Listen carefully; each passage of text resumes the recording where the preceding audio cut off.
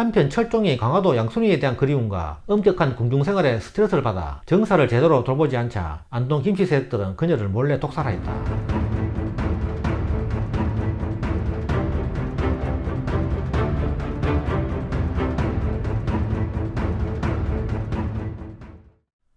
강화도령 철종 이변편입니다. 1831년 6월 17일 순조 때 태어나서 1863년 12월 8일까지 32세를 살았다. 철종은 한성부 향교동 경행방에서 정조의 이복동생 은흥군의 서자인 정계대원군 이광과 첩, 염씨 사이에서 서자이자 셋째 아들로 태어났다. 본명은 원범이었으며 변이라는 이름은 그가 왕위에 즉위한 후에 개명한 것이다. 철종은 참으로 기구한 가족사를 안고 태어났다. 철종의 할아버지 은흥군은 사도세자의 서자였는데 큰아들 상계군을 정조의 양자로 세우려다가 발각되어 강화도로 유배되었고, 이후 그의 부인과 며느리가 천주교를 믿다가 발각되어 모두 사약을 받고 죽었다. 은흥군의 둘째인 풍계군과 막내인 정계군도 연좌되어 함께 강화도로 유배를 갔고 이곳에서 40년을 넘게 살게 된다. 철종이 태어나기 1년 전인 1830년 풍계군과 정계군은 유배에서 풀려나 다시 서울에 와서 살게 되면서 이들은 왕족으로서 대우를 받고 살았고, 이듬해 원범이 태어난다. 원범은 한성에서 태어나서 만 13세까지는 별 어려움 없이 잘 지낸다. 원범은 3살 되던 해에 주흥사가 지은 주흥사 천자문을 읽었다고 하며 기억력이 좋았다고 한다. 13세인 1844년 민진용이 원범의 큰형 이명을 왕으로 추대하려는 역모를 계획하면서 원범의 기구한 운명이 다시 시작된다.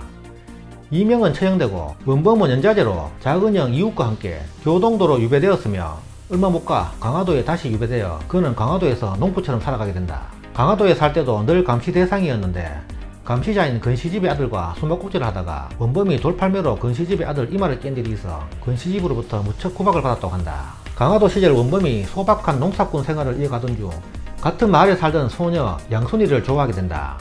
천민 출신의 그녀는 한눈에 들어올 정도로 예쁘진 않았지만 수두분하게 생긴 것이 원범의 마음에 들었다. 양순 역시 수수했던 그가 그리 싫진 않았고 둘은 곧 결혼을 약속하게 된다. 18세인 1849년 헌종이 자식 없이 세상을 떠나자 조정의 최고 어른인 안동 김씨파의 순원왕후는 김씨 권력에 방해가 되지 않을 허수아비 왕을 원했고 그가 바로 이원범이었다. 그리하여 속전속결로 강화도에서 농사를 짓고 있던 이원범을 왕으로 발탁했다. 왕실의 명이 떨어지기 무섭게 한양에서 온 사신들이 강화도로 들이닥쳤다. 이때 철종은 자신의 할아버지와 큰형이 영모에 몰려 죽은 전례가 있어서 이번엔 자신을 잡으러 온 줄 알고 산속으로 도망쳐버렸다. 철종의 둘째 형 이욱은 도망가다가 다리가 부러지기도 했다. 이런 상황에서 그들을 이어준 사람은 양순이었다. 처음엔 그녀 역시 원범을 잡아간다 생각해 몰래 숨어있는 원범을 위해 밥도 갖다 주었지만 이들이 나쁜 사람은 아니란 생각에 양순은 그들과 얘기해볼 것을 조심스럽게 권했다. 양순의 거듭된 설득 끝에 원범은 마음을 돌려 한양으로 가게 된다. 순흥왕후는 혈통상 오촌 조카인 원범에게 덕왕군이라는 군호를 내리고 자신의 양자로 입조시켜 효명세자의 형제이자 헌종의 숙부로 만들었다. 그래 원범이 만 18세인 1849년 6월 9일 창덕궁에서 왕위에 오르니 그가 조선의 25대 왕 철종이다. 철종은 조선 왕족이지만 반계 중에 반계 혈통으로 조선 숙종의 서자 영조, 그의 서자 사도세자, 그의 서자 은흥군, 그 서자인 정계대원군의 서자인 것이다. 철종은 자신은 물론 아버지 때부터는 군호조차 받지 못하다가 궁궐에 들어와서 즉위 전날에야 덕왕군이라는 군호를 받아들 정도였다. 출신 배경 때문에 철종은 일자무식 이미지가 있지만 사실 출생지는 수도 한성이며 실제로 강화도에서 산 기간은 5년 정도밖에 되지 않는다. 또 4세에 천자문을 이미 배웠으며 즉위 이후 학업을 하는 과정에서 통감 2권과 서학 1권, 2권을 읽었다고 철종 본인이 직접 이야기한 바 있어 즉위 시점에 이미 공부한 상태였던 것이다. 다만 강화도로 유배되는 등의 사정으로 더 이상 진도가 나가지 못하였고 배운 지 오래돼 많이 잊어버려 처음부터 다시 공부했다고 한다.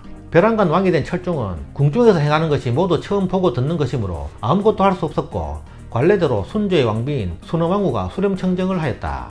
20세인 1851년 안동 김씨의 일문인 김문근의 딸 철인장왕후를 왕비로 맞아들인다. 자신이 안동 김씨인 순흥왕후조차도 또다시 안동 김씨를 왕비로 들이는 것을 반대했지만 다른 안동 김씨의 압력에 철종은 본인 의사와는 상관없이 안동 김씨 왕비를 맞아들인다. 21세인 1852년 수렴청정 3년차가 되자 친정을 시작하였다. 어릴 적부터 서민들의 민생고를 직접 눈으로 본 철종은 초기에는 여러 개혁 정책들을 능동적으로 추진하려 했으나 세도 가문들의 반발과 비협조에 부딪혀 대부분 불발되었다. 세도 정치의 폐단으로 인해 기존의 조선 통치 기강이 무너지고 삼정의 문란은 더욱 심해져 민중의 생활은 피폐해져 갔으며 결국 1862년 전국에 동시다발적으로 일어난 농민 항쟁인 임술 농민 봉기가 발생한다.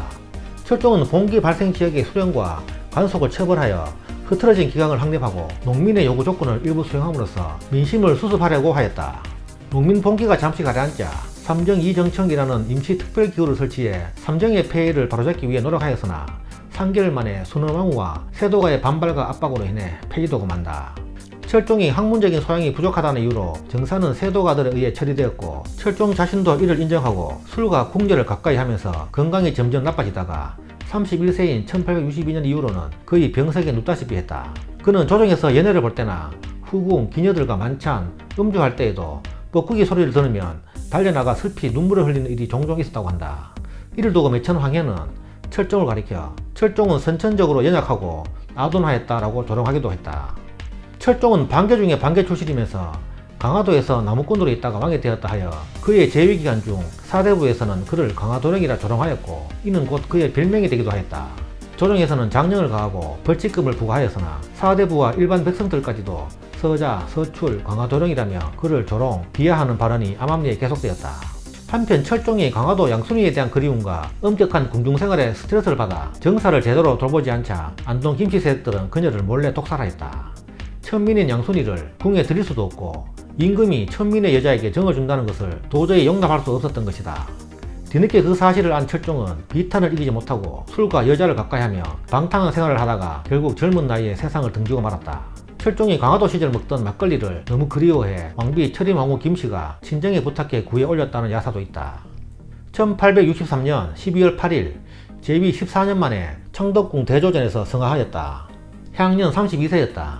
철종은 정실인 중정과 7명의 후궁들 사이에서 5남 6녀를 두었으나 대부분 신생아 때 죽고 철종 승하 당시 후궁 수기 범씨에게서 낳은 영해옹주만이 생존해 있었다. 영해옹주마저 훗날 급진계합파의 거두 박영효와 혼인했지만 혼인한 지 3개월 만에 13살의 나이로 요절했다. 이리하여 후사가 없던 철종의 뒤를 이어 족보상 7촌 족합벌이자 흥성군의 둘째 아들인 이명복이 왕위를 계승하였다. 철종의 의지는 한국전쟁 때 부산 피난시 보관창고의 화재로 화폭의 3분의 1 정도가 소실되었다. 오른쪽에 철종의 친필로 쓴 표절을 통해 30세인 1861년에 그려진 작품임을 알 수 있다. 묘호는 철종으로 슬기롭고 명석하다는 의미이고 대한제국 선포 후 1908년에 철종 장황제로 추존되었다. 철종의 능은 경기도 고양시 서우릉에 있는 예릉으로 15년 뒤 사망한 왕비 철인 장황후의 능과 나란히 조성되어 있다. 지금까지 철종 2변편이었습니다.